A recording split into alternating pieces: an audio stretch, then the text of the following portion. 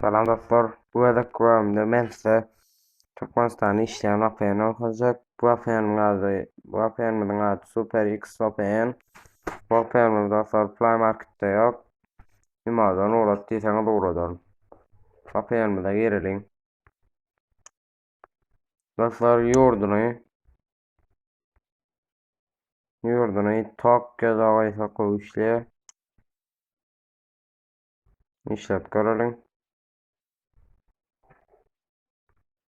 Ne var şimdi işledi. New Toyer görelim açacağım.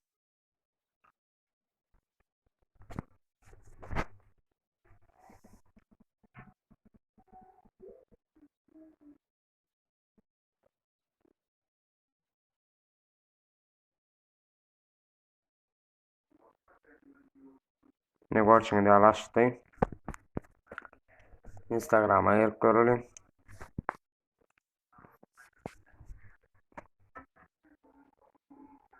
Ne var şimdi Instagram'a açıp dur.